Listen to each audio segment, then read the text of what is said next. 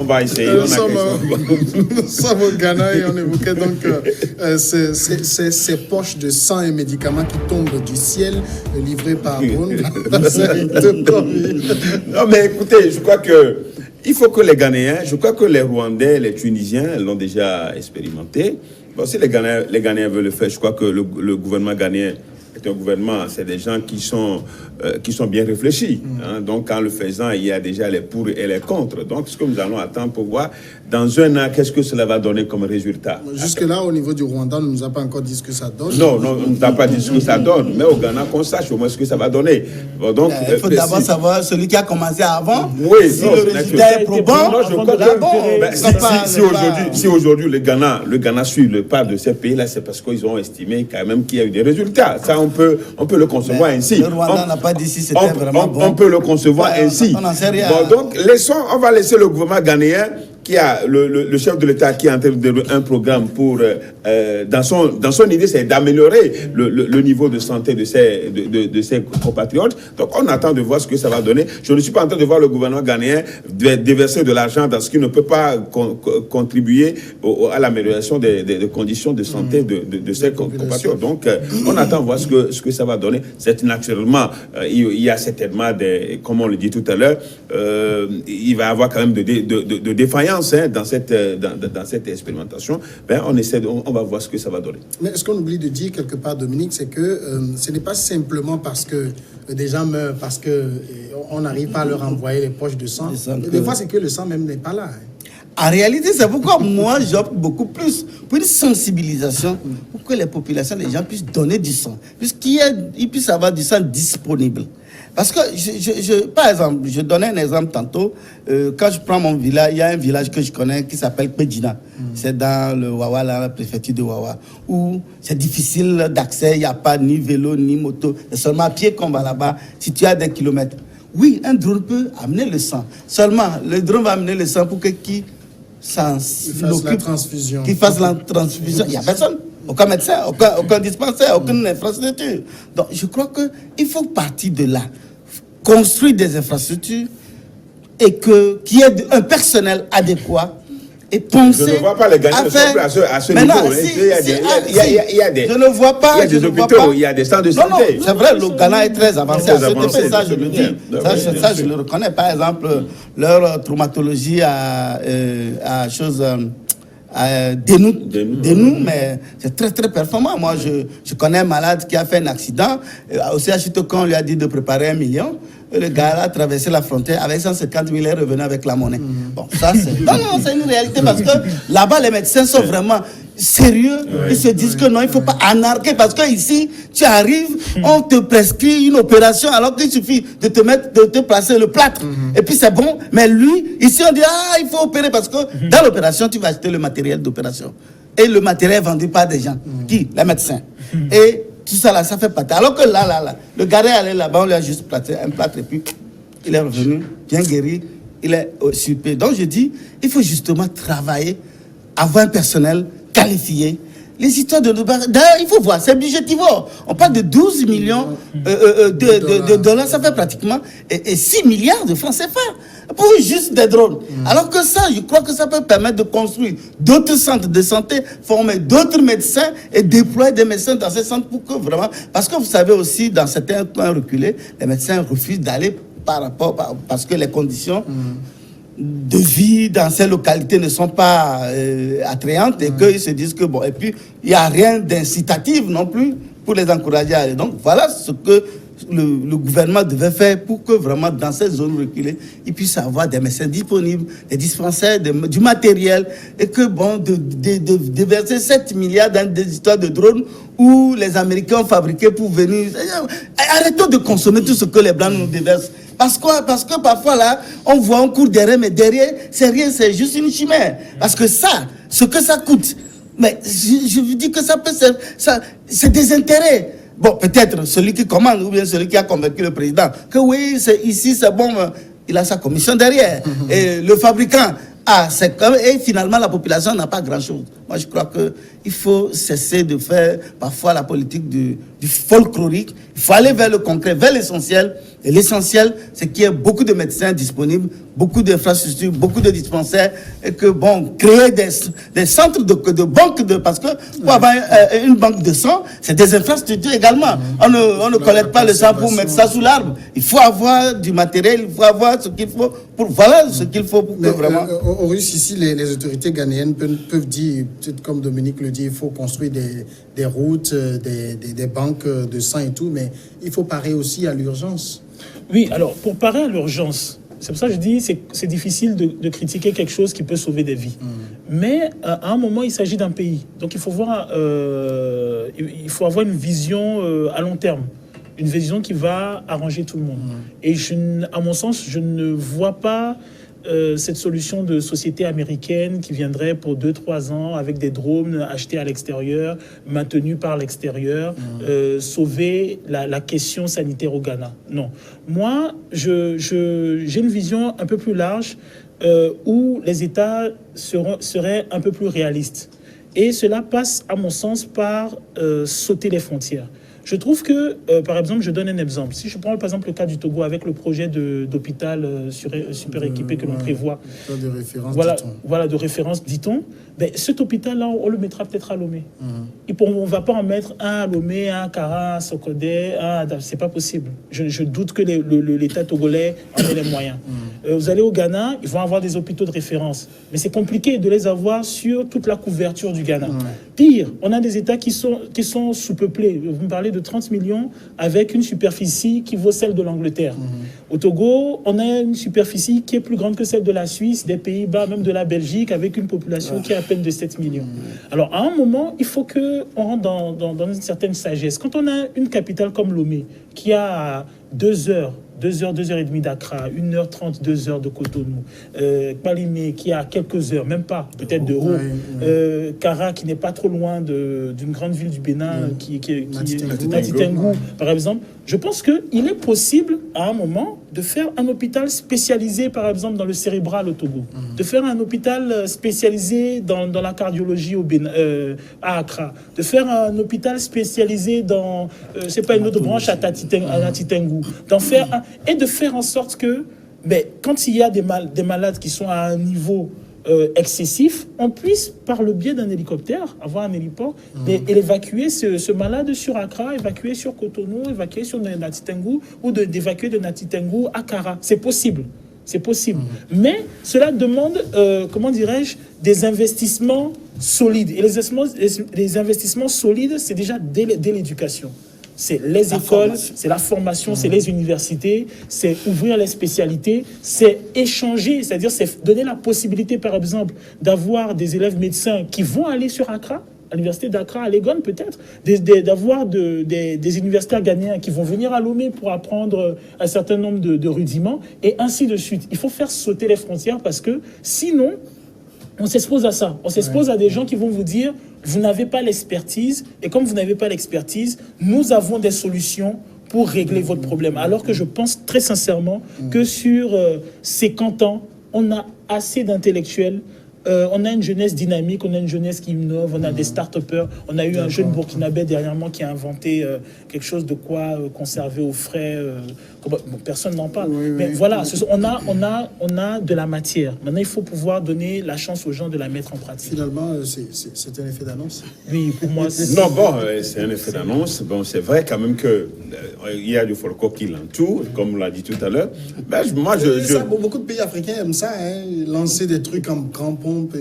Et puis finalement, on n'en parle pas. Mais comme il a dit tout à l'heure, quand il s'agit de sauver des vies humaines, on verra quand même l'utilité du drone. Parce que il y a par exemple un infirmier ghanéen activiste qui dit les hôpitaux ghanéens manquent encore de médicaments essentiels. Comment un drone peut-il changer la donne s'il n'a rien à livrer? C'est compliqué. Non, mais on peut pas dire que le drone n'a rien à livrer. On dit qu'il n'y a pas ça dans la pharmacie. Que ce que le drone aura livré, c'est des surplus. C'est des usurpés qui sont là. Pas d'industrie pharmaceutique. Le produit pharmaceutique. Bon, ok, bon, on va attendre voir. Accentuer ou bien acheter des camions pour transporter les médicaments d'un point à l'autre. Ce n'est pas les drones peuvent transporter combien de médicaments? Combien? C'est ça. Jusqu'à là, on donne de la capacité de la capacité. Tu les vois, tu as vu ça. La capacité Ça rappelle peut-être 2 ou 3 poches de sang. Mais c'est ça. Moi, j'ai entendu. C'est pas des trucs très. J'ai entendu des témoignages de la Chine. On m'a rapporté des témoignages de la Chine où vous avez la médecine occidentale et la médecine traditionnelle chinoise qui a été mise en valeur. Où on met en valeur la connaissance des plantes. On met en valeur la connaissance de certaines choses. Les vertus. Voilà, maintenant, oui, forcément, on va moderniser un peu, mais il y a ces connaissances-là. Donc, à un moment, c'est possible d'avoir nos propres remèdes. Et de trouver le juste milieu entre ce qui n'est pas encore de notre expertise et ce que l'on a encore comme ressources. Mais même là, même nos scientifiques qui essayent d'innover, ne serait-ce qu'en termes de médicaments, en termes de conception et tout ça, même ça, on les met de côté. On n'a même pas, ne serait-ce que, je ne sais pas, une institution qui, un tant soit peu, pourrait par exemple, confirmer que, oui, les feuilles de, je ne sais pas, de l'arbre voyageur soignent le diabète, mais si vous prenez telle infusion... Voilà quoi, le moringa, voilà, il y a plein de choses qu'on peut fouiller, qu'on peut améliorer et se sortir d'une certaine dépendance malsaine. Sur ce sujet, avis aux États qui vont le copier, d'attendre pour voir les résultats d'abord. Naturellement. Nous passons au second sujet, c'est le Soudan. Le Conseil militaire au pouvoir a annoncé, sans le préciser, un accord sur la plupart des exigences présentées par les leaders de la contestation lors d'une réunion mercredi qui s'est achevée avec la démission de 3 membres de ce conseil. Nous avons un accord avec la plupart des exigences présentées dans un document de l'Alliance pour la liberté et le changement, a indiqué à la presse le général Shamseddine Kabashi, porte-parole du Conseil militaire de transition, à l'issue d'une réunion entre les militaires et l'opposition qui réclame un transfert du pouvoir à une autre autorité civile. Alors, un accord, Dominique, dont les contours pour le moment n'ont pas été dévoilés. Qu'est-ce que ça peut bien vouloir, qu'est-ce que ça peut bien pouvoir contenir? Bon, si les acteurs se félicitent de cet accord que personne n'a pour le moment la copie, on peut se dire que peut-être que la crise est sur le point de trouver un dénouement heureux. Mais moi, je crois que la meilleure formule, c'est ce qui s'est passé au Burkina Faso, où les militaires et les civils se sont entendus pour gérer le pouvoir. Le président est un civil, mais le premier ministre est un militaire. Et avec un gouvernement composé de militaires et de civils. Et ils ont assuré une transition, organisé des élections, et bon, la suite, nous la connaissons. Mais si on doit rester là, les civils disent, nous voulons que les militaires nous remettent le pouvoir, puisque c'est ce qu'ils exigent. Alors, ils demandent aux militaires de leur retransmettre le pouvoir. Bon, c'est un plat où on les appelle, on dit ben prenez, et puis nous on dégage, comment ça se fait? Ils vont rester dans les casernes. Bon, le pays a été régenté pendant des années par les militaires. C'est ce que les Soudanais ne veulent plus. Oui, mais le problème c'est quoi? Dans l'administration, dans cette structure clé, c'est les militaires. Bon, vous dites, allez, tous, rentrez dans les casernes et commencez par une baguette magique. Or, si vous prenez cette opposition aussi, c'est une opposition hétéroclite, avec des agendas de tout un chacun. Bon, d'abord, il y a les partis politiques, il y a la société civile, et il y a aussi les étudiants, et les femmes, une organisation également de femmes. Donc voilà, les gens, ils n'ont rien de solide, de concret, de structuré pour dire, bon, si aujourd'hui les militaires disent, bon, nous partons, mais ils vont commencer par se chamailler là-bas, et ça peut créer encore, ça va encore plonger le pays dans les lendemains incertains. Moi, je crois que la meilleure formule, c'est de s'entendre entre les militaires et les contestataires et former un gouvernement de transition qui va assumer la transition. Alors, et puis, bon, oui, organiser des élections. C'est ce qui semble se profiler. Mais ce qui est curieux, je voulais ajouter, c'est que les contestateurs refusent la présidence du parti au pouvoir. Oui, mais c'est quelle est cette démocratie où on doit exclure déjà, même si vous estimez que le chef...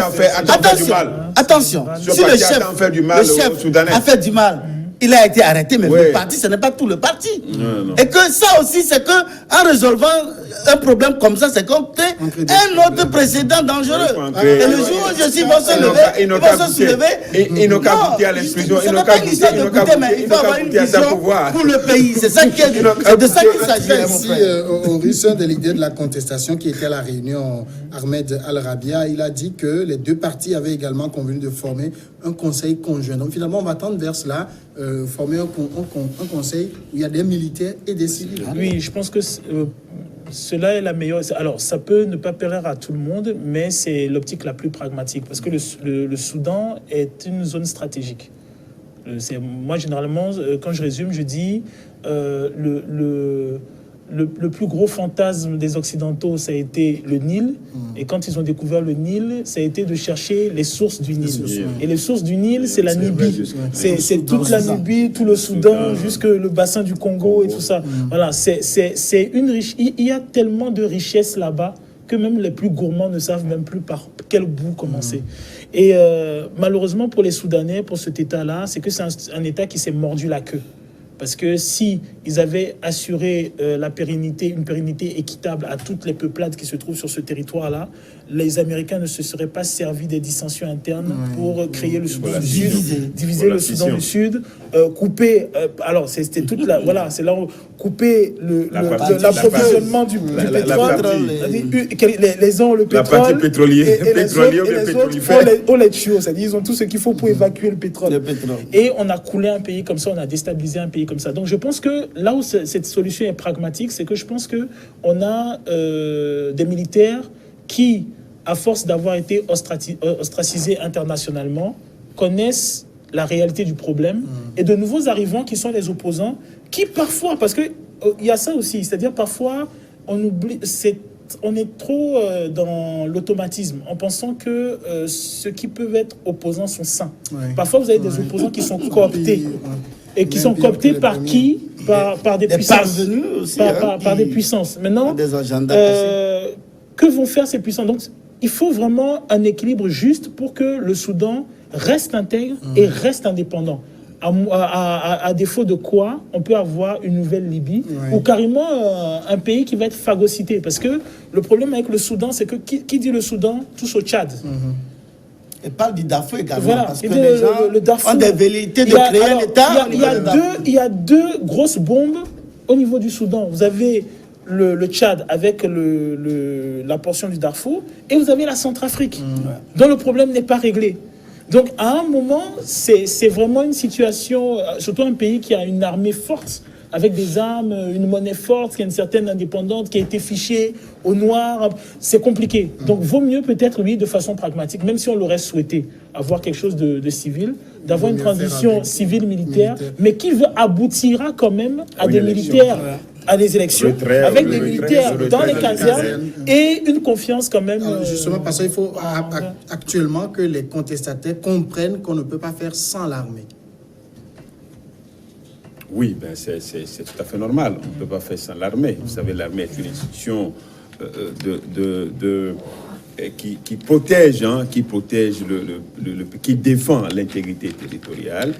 Et dans un pays comme le Soudan, qui a été longtemps régenté par les militaires, il serait malsain de vouloir, c'est tout de malhonnête de dire que de coup, on peut en finir, on peut exclure les militaires. Je crois que les contestations ont poussé la pression jusqu'au là où ils sont arrivés aujourd'hui. Et il y a lieu quand même que cette option-là, l'option civile et militaire, puisse être acceptée et qu'on puisse mettre en place un gouvernement. Et là, ce qui veut dire que l'agenda des militaires qui parlait de 2 ans de transition, je crois là, cette option, elle est déjà... Bon, mais c'était quand même les 2 ans de transition par rapport à ce que proposait l'association professionnelle des Soudanais. Et l'autre proposait une transition de 4 ans. pour refonder la nation. c'est C'est un un mandat. mandat. C'est C'est presque un un mandat. mandat. C'est presque un mandat. C'est presque un mandat. Ça va être très long. Qu'est-ce qu'ils auront dans tout ça? Moi, je crois quand même que Les Burkinabés ont Il fait... faut laisser vraiment le peuple il faut, choisir. je crois, le plus tôt, il faut laisser le peuple. Est-ce que ce n'est pas le moment quand même de s'asseoir posément, de reposer les bases Les fondements d'un État démocratique. Mais pas à 4 ans quand même que Pas cela à 4 ans, doit ce être serait fait. trop. Non, mais Ce serait c'est ce que je veux dire. ce serait Est-ce qu'il trop. faut Au courir moins, derrière le calendrier? Non, je pense le maximum, c'est 2 ans. Maximum 18 mois, 2 ans. Ça pourra quand même permettre. De quoi ils ont besoin? Comment la Constitution? La Non, mais Constitution. je pense que les Burkinabés, Je crois pas que l'exemple burkinabé c'est est ce qui- intéressant parce qu'ils étaient pragmatiques. Alors les autres Burkinabés, pour leur transition, ils ont compris qu'ils ne pouvaient pas traiter toutes les questions, qu'il fallait régler les questions essentielles. Ouais, Et bien après, sûr. maintenant, lorsqu'on va accéder à un gouvernement civil élu démocratiquement, on peut maintenant rentrer dans les questions de fond et refonder maintenant la nation. Justement, c'est ce à quoi je voulais en venir. Donc, je crois que aujourd'hui, ce qu'il y a, c'est que El Béchir est parti. Maintenant, il faut réorganiser l'État soudanais et de toutes les façons, avec tous les Soudanais. Je crois il ne faut pas quand même exclure, avec tous les Soudanais. Maintenant, je crois que c'est un Soudan nouveau. Ça, on doit mettre personne sur Non, ce cas. mais Il faut historiquement, veiller. on met toujours le parti qui était là. Mais quand même, je crois quand même, il faut éviter. Au Burkina, on les a exclus. C'est ça qui a failli capoter. Oui, c'est ça. Justement. Le parti de Blaise. Oui, mais là, ils ont été malins. Ils n'ont pas systématiquement interdit de cette épée, mais ils ont refusé d'abord au parti de présenter un candidat à la présidentielle. Bon, pour les élections législatives, ils ont recusé beaucoup de ténors, mais ceux qui sont allés, quand même, ils ont pu engranger des sièges. Et ils venaient en 3e position. Voilà. Mais je préfère cela que quelque chose à la congolaise. Parce que maintenant, on se rappelle un pays que vous connaissez très bien où, au cours d'une conférence nationale, on a voulu dissoudre le parti au pouvoir. On a vu ce que ça a donné. C'est où ça? C'est pas le Togo par exemple? Non, il y a un pays qu'on connaît. Si tu connais, tais-toi. Il n'y a pas de tabou. Non, voilà des cas qui peuvent créer d'autres précédents très dangereux. C'est pourquoi je dis, en voulant écarter le parti de Omar Béchir, eux aussi, ils vont s'organiser, ils peuvent vouloir revenir d'une manière aussi. Pour mettre en cause. Et ça, le pays, c'est le pays qui prend. Non, c'est pourquoi je disais tout à l'heure que dans l'esprit nouveau, il faut quand même associer tout le monde. Je pense que le problème qu'il y a avec les partis qui ont été autoritaires, qui sont là, qui étaient pendant longtemps, et ce qui fait que d'une certaine manière on les exclut, c'est qu'il y a aussi un volet pragmatique, dans le sens où des personnes qui ont eu dans les mains l'État ont aussi les moyens de l'argent. Et le problème, c'est que quand on a les moyens de l'argent, il est facile de se réapproprier un certain nombre de choses.